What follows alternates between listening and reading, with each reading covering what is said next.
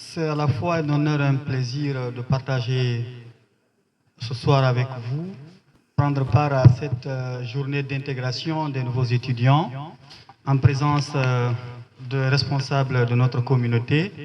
Je vais ainsi saluer la présence du président des conseils des Guinéens du Sénégal, M. Ouri Kalere, ici présent.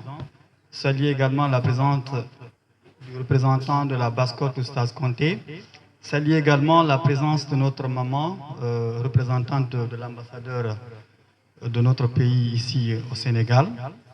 Saluer l'initiative, bien entendu, de l'amicale de l'UCAD, en l'occurrence son président, M. Tafsir, M. Djulde également, qui a fait l'honneur de m'associer à cet événement. Donc, comme je le disais, c'est un plaisir d'être là. Avec le peu de temps qui m'est donné, on va essayer de partager ensemble. Loin d'être un expert, je partage seulement le peu que je connais dans ce domaine ou que le peu que j'ai appris dans ce domaine. Alors, je ne veux pas prendre le temps pour des questions de présentation, on va aller droit au but parce que le temps est compté. Alors, l'amicale m'a proposé d'animer un thème portant sur la communication comme étant un vecteur essentiel pour une carrière professionnelle. Je pense que le thème, il est fondamental. Fondamental parce que nous faisons de la communication tous les jours. En famille, on fait de la communication. D'accord? Entre amis, on fait de la communication. On fait de la communication en entreprise. On fait de la communication dans le paysage politique. Tout comme on fait de la communication même dans l'expression de la foi. Qu'on soit musulman, qu'on soit chrétien ou qu'on soit athée, on fait de la communication.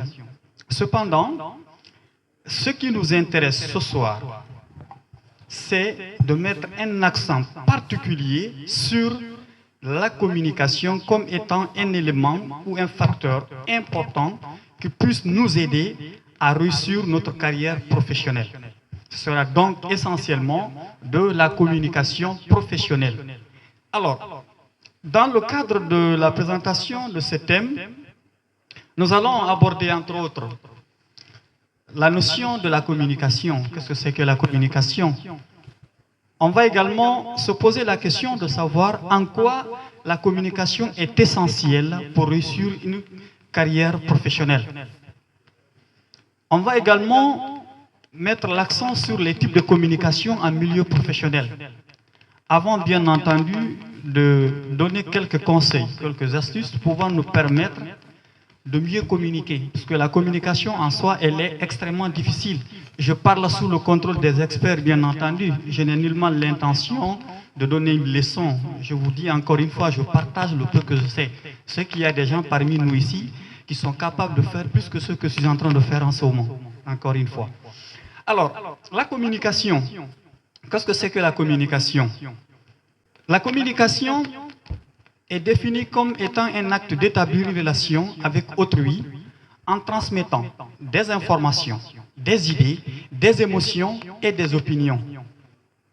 Elle implique ainsi un échange de messages entre un émetteur, celui qui fait donc passer le message, celui qui est à l'origine de la communication, et un récepteur, à travers un canal, un moyen de communication. Cela peut se faire de manière verbale, de manière non verbale et de manière écrite. De là déjà, on comprend tout de suite que la communication a trois variantes. La communication verbale, celle que je suis en train de faire maintenant, la communication non verbale, le comportement, d'accord, les expressions faciales, et la communication écrite. On verra ça un peu plus tard. C'est juste une façon de camper le décor pour pouvoir permettre à certains d'entre nous de comprendre la notion de la communication. Et là, nous parlons jusque-là de la communication d'une manière générale. Étant donné que ce qu'on attend de moi, je le pense ainsi, c'est de parler avec vous autour de la communication professionnelle. En quoi la communication que je viens de vous présenter, la définition que je viens de partager avec vous, comment est-ce que cela peut être transposé dans le milieu professionnel pour qu'elle puisse vous servir, vous? Alors, la communication professionnelle. Dans le monde contemporain actuel, la maîtrise des compétences en communication s'avère être un atout significatif pour quiconque aspire à un avancement professionnel. Vous voulez aller loin dans le milieu professionnel, vous devez avoir des atouts en communication. Vous devez avoir une certaine aisance en communication. Je ne vous dis pas qu'il faut parler comme un expert. Cependant, il faut avoir une certaine clarté, une certaine concision, une certaine cohérence dans votre communication. Vous ne pouvez pas communiquer, vous êtes manager, vous devez guider une équipe autour de vous, en entreprise, mais que vous n'ayez pas cette facilité d'échanger avec les membres de votre équipe pour leur dire ce que vous attendez d'eux. En effet, une communication efficace facilite non seulement la transmission claire et précise d'informations, mais elle contribue également à la construction de relations de travail pérennes et constructives. Nous sommes en entreprise. Croyez-moi, si la communication n'est pas bonne, les relations seront affectées. Ou sortons du cadre de l'entreprise. Venons même parce que ce n'est pas qu'en entreprise qu'il y a la communication professionnelle. Même dans la vie associative, il y a aussi de la communication professionnelle. Ce que nous faisons là, ce que vous faites en amical, c'est aussi de la communication professionnelle parce que c'est de la vie associative. Si la communication n'est pas soignée, vous êtes le président, vous êtes le secrétaire général, vous avez une certaine façon de vous adresser à vos collaborateurs, croyez-moi que les relations seront affectées. Cela est fondamental. Vous ne pouvez pas, d'une certaine façon, même si vous êtes le chef hiérarchique, vous adresser à des subordonnés comme vous le pensez, comme vous le voulez. En le faisant, vous dénaturez la relation. Et une fois que la relation est affectée, les résultats aussi seront affectés. Chacun d'entre nous aime se faire respecter. Chacun d'entre nous aime se sentir aimé. Mais quand, dans une entreprise, quand dans la vie associative, Diallo, Julde, en tant que président de l'amicale, il a une certaine façon de faire. Il fait des choix sélectifs. Il fait des tris basés sur des raisons qui n'existent pas. Et il a une façon de parler à certains. Une façon très aimable, très accessible, très compréhensible. Cependant, pour d'autres, c'est comme s'il touchait ces personnes d'une autre façon. Et bien, naturellement, ces personnes vont se effacer et tout de suite, la relation ne va pas être normale. Alors, cette communication, dite professionnelle, n'est pas juste un bonus, c'est un véritable enjeu. Que ce soit pour clarifier les attentes, résoudre des conflits ou collaborer efficacement, les compétences en communication sont devenues essentielles. La capacité d'influence professionnelle, quant à elle, est directement tributaire de la qualité de la communication. Un discours structuré et persuasif peut être décisif lors des négociations et non seulement bénéfique pour soi-même, mais également pour l'écosystème professionnel auquel on appartient. Cela est fondamental. Je sais que le temps est compté, mais la thématique, elle est vraiment importante. Ce qui fait que je ne vais pas peut-être aller en profondeur, je vais juste prendre quelques aspects clés, donner le choix à certains d'entre vous, bien entendu, d'amender ce que je suis en train de dire en ce moment, tout comme poser des questions. Alors, après avoir donc compris la notion de la communication, d'abord la communication en tant que telle, maintenant la communication intégrée dans un milieu professionnel, il est aussi important de se poser la question en quoi cette communication peut être un facteur déterminant pour la réussite d'une carrière professionnelle. Tout d'abord, parlons de ce qui rend la communication si essentielle dans un cadre professionnel. La plupart des problèmes rencontrés dans les entreprises, qu'il s'agisse de malentendus, de conflits ou simplement d'une mauvaise gestion des projets, peuvent souvent être retracés à un manque de communication. En effet, une communication efficace permet de s'assurer que tout le monde est sur la même longueur d'onde. Cela signifie que les équipes peuvent travailler en harmonie, que les objectifs sont clairs et que chacun sait ce qu'on attend de lui. Vous êtes manager dans une entreprise. Vous êtes donc la personne qui guide les autres. la personne qui prend les décisions. Vous avez une activité à faire, mais vous avez du mal à faire une présentation claire de l'activité aux membres de votre équipe. Vous avez du mal à faire passer les instructions. Vous avez du mal à vous faire comprendre. Est-ce que les responsables ou les membres de votre équipe seront-ils responsables des GESEC futurs parce que simplement vous n'avez pas pu faire une bonne présentation par défaut d'une bonne communication? Vous leur demandez de faire quelque chose. Vous venez pour présenter ce que vous attendez d'eux. Vous manquez de clarté, vous manquez de concision, vous manquez de cohérence. Ils agissent comme ils ont compris. Et après, ils vous disent, oui, c'est parce que j'ai compris ainsi. Ce qui fait que vous, en tant que responsable, vous, en tant qu'expert, plutôt manager, vous, en tant que président d'une association, la première responsabilité, c'est de vous faire comprendre. Et se faire comprendre, c'est d'expliquer le plus clairement possible ce que vous attendez des membres de votre équipe. Pas forcément d'utiliser le gros mot, parce qu'on a tendance très souvent à croire que la personne qui s'exprime le plus, c'est celui qui est le plus éloquent. C'est l'éloquence, certes, compte, ou celui qui sait employer les gros mots. Non, pas forcément. Oui, parce qu'on a ses habitudes, on veut convaincre une personne. Voilà, on a une fille qu'on veut épouser, on s'arme de tous les gros mots pour venir faire une narration. Ou tout comme si c'est en politique, on est en train de draguer un électorat. Et bien naturellement, on va utiliser tous les concepts forts, rayonnants, pour attirer l'attention. Mais dans le milieu professionnel, je vous en prie, si vous avez une portion de responsabilité, ne jouez pas ce jeu, s'il vous plaît. Dites-le le plus simplement possible. Puisqu'après tout, vous serez jugé, non pas par les gros mots que vous avez employés, mais par la qualité des résultats obtenus en entreprise. Et la qualité de ce résultat dépend en grande partie de la communication, des échanges que vous faites avec les membres de votre équipe.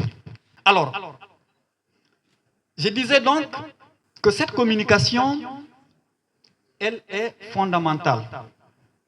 En entreprise, en association, en famille, partout. La communication, elle est fondamentale. Après donc, cet aspect qui voudrait que l'on chasse pourquoi la communication est essentielle pour conduire une carrière professionnelle vers le succès, vers la réussite et vers des résultats probants, il est aussi fondamental d'évoquer les types de communication en milieu professionnel. Alors, comme je vous le disais tout à l'heure, quand on aborde cet aspect, il faut tout de suite se dire que nous avons trois types de communication, essentiellement en entreprise ou dans le milieu professionnel. La communication, elle est verbale, elle est écrite, elle est non verbale. La communication verbale, c'est celle que nous faisons maintenant entre nous. C'est des échanges, c'est des informations, à l'occasion des réunions ou des présentations. Elle est verbale. Il a été confié à M. Djouldé, à M. Tafsir, le DG d'une entreprise X, lui demande de faire le rapport de l'activité X. Il vient, il fait sa présentation, il fait de la communication. On se retrouve en réunion de bureau, ce soit c'est le conseil d'administration d'une entreprise, pour le bilan annuel, ils se retrouvent entre eux. Chacun d'entre eux va prendre la parole. C'est de la communication.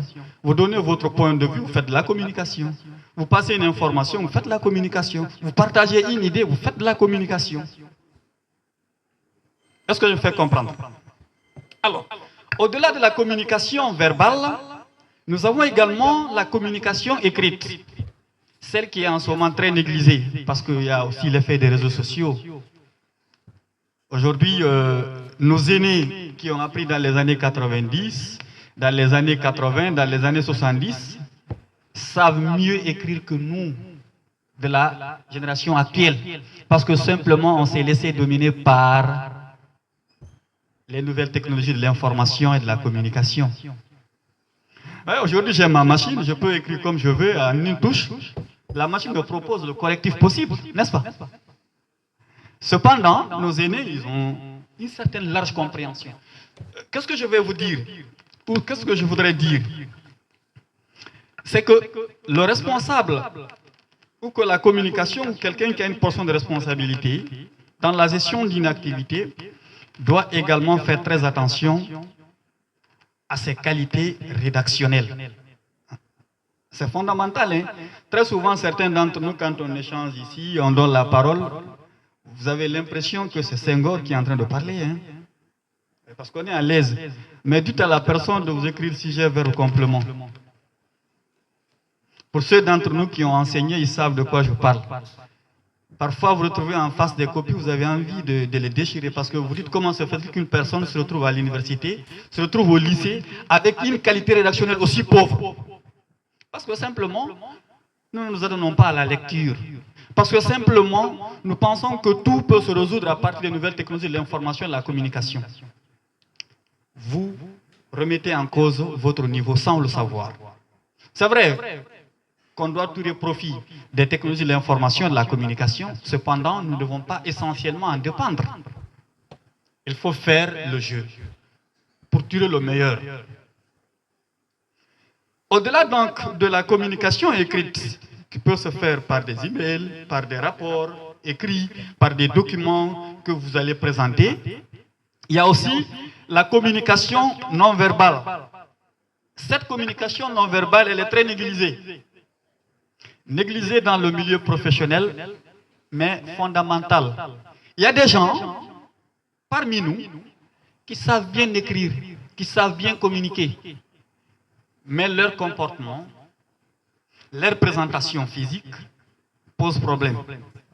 En fait, cette communication non verbale, elle peut concerner le langage corporel, les expressions faciales, le ton, la voix. Très important. Vous êtes DG, vous habillez comme si on était avec, excusez-moi du terme, avec un toc dans la rue. Vous avez une façon de vous présenter là. Vous avez une coiffure, d'accord, que certains d'entre nous connaissent. Vous avez un mode d'habillement qui pose problème. Vous devez donner l'exemple. Vous avez une expression faciale qui pose problème. L'expression faciale, c'est quoi? Vous êtes en réunion de conseil. Vous êtes en réunion de bureau. Vous êtes en train de faire passer un message. Mais vous avez le visage serré. Vous attendez que moi, qui suis votre subordonné, fasse une activité. Mais au moment de passer votre message, vous me donnez l'impression que vous êtes fâché contre moi. Vous avez un visage serré. Vous avez une mine serrée. Et le visage communique. La façon de vous présenter communique.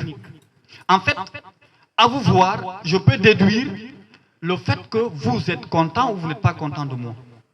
Le fait que vous êtes un bon collaborateur ou que vous ne l'êtes pas. Le fait que vous êtes un bon chef ou que vous ne l'êtes pas. L'expression faciale compte.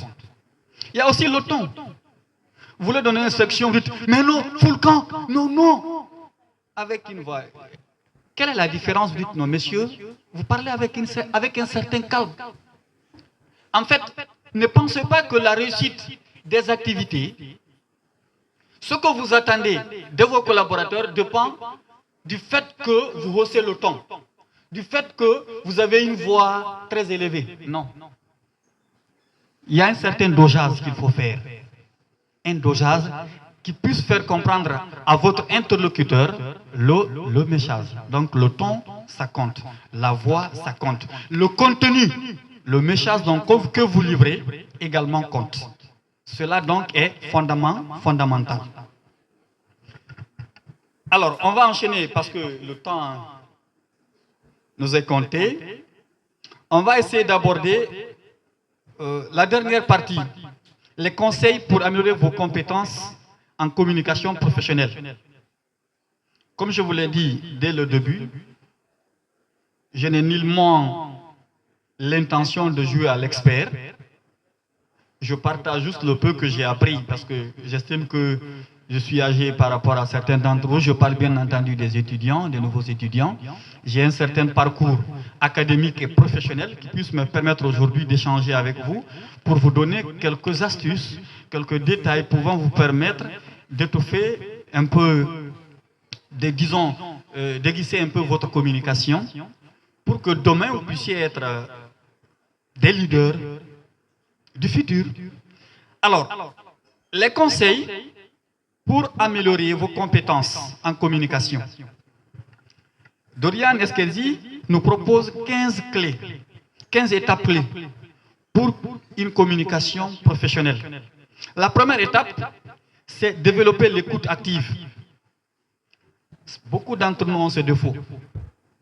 Ils veulent parler, mais ils ne savent pas écouter. C'est bien beau de parler, mais il faut avoir ce qu'on appelle la qualité d'écoute active. Celui qui écoute mal passe toujours à côté.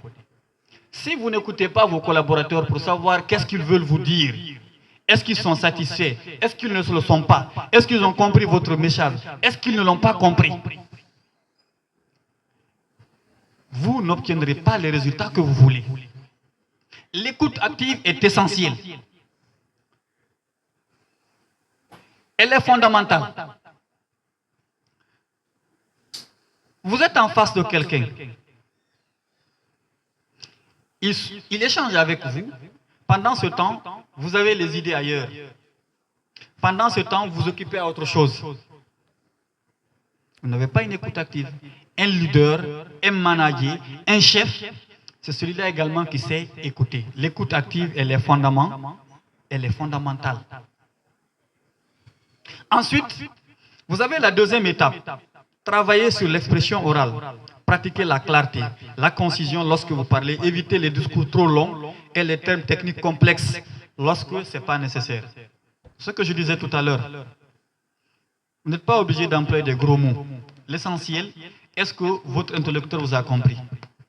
La communication la plus intéressante, la plus aboutie, c'est celle qui est comprise par votre interlocuteur.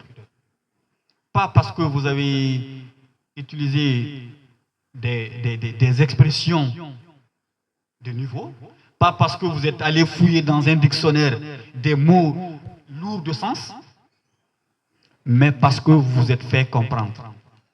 Vous avez suivi, certains d'entre nous suivent parfois l'ancien président du Sénégal, Maître Abdoulaye Wade, l'un des plus diplômés du monde, n'est-ce pas? Vous l'écoutez tout de suite. Même mon grand-père qui se trouve au village peut comprendre son message. Parce que simplement, il prend son temps pour se faire comprendre. C'est cela une communication. Pas plus, pas moins. Nous ne sommes pas, parfois la communication professionnelle, ce n'est pas un cadre scientifique. Nous ne sommes pas dans un laboratoire scientifique pour dire qu'il faut faire sortir des expressions. On est dans un cadre professionnel. On veut se faire comprendre pour faire un travail et pour obtenir des résultats. On crée une entreprise pour des intérêts. Mais si vous employez des gens, vous avez des charges à la fin du mois, vous devez payer des salaires, vous devez payer le local, le loyer, vous devez payer les taxes. Mais votre équipe n'est pas apte à obtenir les résultats qu'il faut parce que simplement, vous avez un défaut de communication, ce que vous êtes en train d'enterrer progressivement votre entreprise. La troisième étape clé, c'est maîtriser la communication écrite. On en a parlé. Vous êtes assistant de direction, vous êtes assistant, vous êtes responsable de communication d'une entreprise ou disons d'une association. Vous ne savez pas faire un courrier normal, vous ne pouvez pas adresser un mail à quelqu'un. Quand on vous lit, il y a assez de fautes. C'est qu'il y a un problème. Vous devez retravailler votre qualité rédactionnelle. Quatrième étape, utilisez des outils de communication adaptés. Choisissez le bon moyen de communication pour chaque situation. Par exemple, une réunion en personne est parfois plus efficace qu'une échange par courriel. Oui. Parfois, la communication en face à face, elle est plus intéressante. Elle est plus proactive. Parce qu'elle déclenche automatiquement les interactions. Je suis en face de M. Siradio.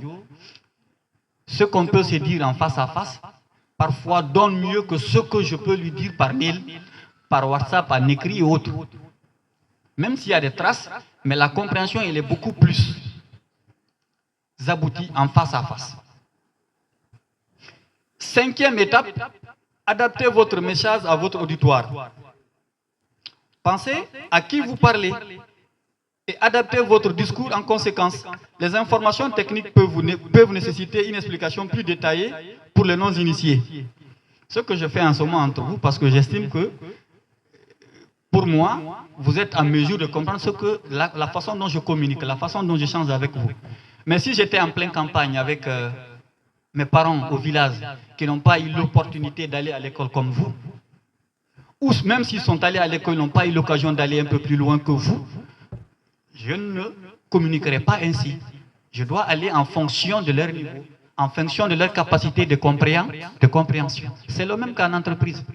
Vous ne pouvez pas discuter avec un stagiaire comme si vous discutez avec quelqu'un qui a fait 15 ans d'expérience à son poste, 15 ans d'expérience dans ce service. Quelqu'un qui vient à peine d'arriver, il a encore un temps, il lui faut du temps, il lui faut des outils, il lui faut un coaching, un accompagnement pour qu'il puisse le comprendre. Sixième étape clé, c'est travailler sur la gestion du temps. C'est le défaut de nous autres. Quand je dis nous autres, je parle de la nouvelle génération. Nous ne savons vraiment pas gérer le temps par moment. Parfois, pour une communication simple, on peut perdre 30 minutes, 40 minutes, 1 heure de temps. Pendant ce temps, imaginez que vous êtes en réunion, en début de semaine, vous devez faire le point de la semaine écoulée en entreprise. Vous faites appel à tous les responsables de service. Vous vous retrouvez pour une réunion. En principe, vous devez le faire en 30 minutes. Vous prenez 2 heures de temps. Pendant ce temps, les bureaux sont fermés. Ça veut dire que les employés ne sont pas productifs parce qu'au même moment, vous tenez une réunion. Alors que vous aurez pu le faire en 30 minutes, 35 minutes, 45 minutes. Mais parce que vous avez un défaut sur la gestion de la notion du temps, vous passez carrément à côté. Gérer le temps est fondamental. Le temps, c'est de l'argent. On aime souvent le dire, n'est-ce pas? Le temps, c'est de l'argent. Il faut aller vite et bien pour obtenir des résultats conséquents pouvant permettre à votre entreprise d'aller de l'avant. Il y a également la 7e étape. Développer votre intelligence émotionnelle. C'est là le problème. Certains d'entre nous sont très émotifs. Très émotifs. Facilement, les personnes pleurent, facilement, les personnes se fâchent. Facilement, certains crient. Parce que simplement, on se laisse dominer par nos émotions. Le chef que vous êtes en entreprise, le responsable que vous êtes en association, le leader que vous êtes, au-delà du paysage professionnel, voudrait que vous puissiez gérer vos émotions. Gérer les émotions, c'est de donner l'exemple. Gérer les émotions, c'est de conduire votre équipe vers un succès. Mais si vous laissez dominer par vos émotions, vous insultez, bien naturellement, après quelques minutes, après le temps, vous regrettez. Vous venez vous excuser, mais il se trouve que le mal est déjà commis. Est-ce que cette façon de conduire votre entreprise peut aboutir? Non. Ce qui fait qu'il est demandé de comprendre et gérer vos propres émotions ainsi que celles des autres. Ensuite, vous avez la 8e étape. Demandez des retours d'informations. Cette étape aussi est fondamentale. Ne venez pas simplement à chaque fois communiquer et puis vous passez. Demandez à vos collaborateurs est-ce qu'ils sont satisfaits de la façon dont vous managez l'équipe, de la façon dont vous travaillez avec eux. C'est fondamental. Mais si vous êtes monotone, vous venez souvent, vous dites ce que vous avez à dire et puis vous partez, vous dites alors à la semaine prochaine, à demain, c'est pas bien. Parfois, prenez le temps de leur dire, est-ce que la décision que j'ai prise, est-ce qu'elle est bonne? Est-ce que les explications que j'ai faites sont correctes? Sont-elles cohérentes? Sont-elles objectives? Cela est important. Vous avez ensuite l'étape 9. Utilisez des exemples concrets sur la façon de réussir, sur la façon de certains qui ont vraiment fait un leadership d'exception, un leadership concret. Donnez des bons exemples.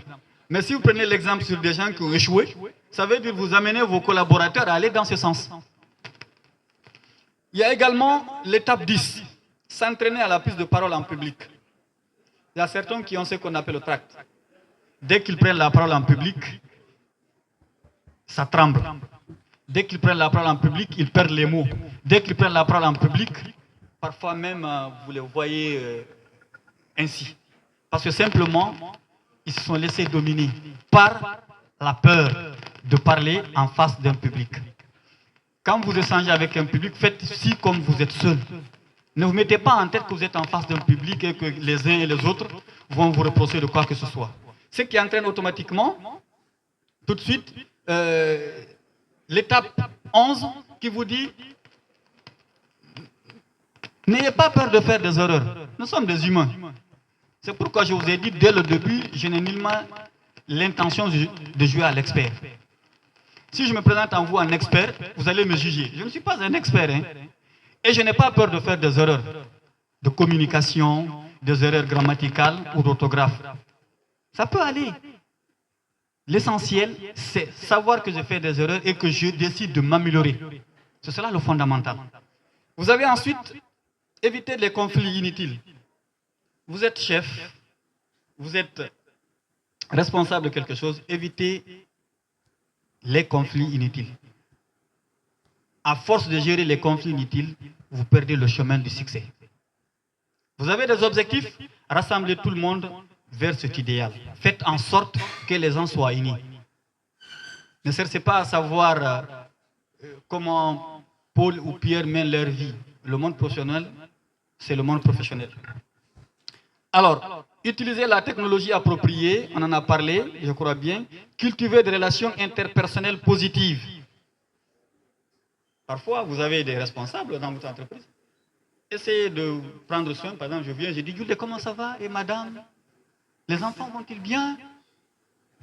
Ça interpelle la personne pour savoir que vous n'êtes pas que dans un monde professionnel, vous êtes aussi soucié de sa situation familiale. Il y a une affaire sociale, prenez l'équipe, rendez les gens, rendez visite à la personne qui est dans le besoin. Suivre des cours de communication, c'est aussi important. C'est aussi important quand vous êtes chef. Si vous avez des lacunes, n'hésitez pas de vous performer. Personne n'est en soi un expert. La formation ne finit pas. On peut continuer à se former autant que possible. Alors, voilà très rapidement. J'ai été long. Je m'en excuse. J'espère que j'ai pu échanger avec ce peu de temps. J'ai pu partager quelque chose de bon avec vous. Et je suis à votre disposition. Merci beaucoup.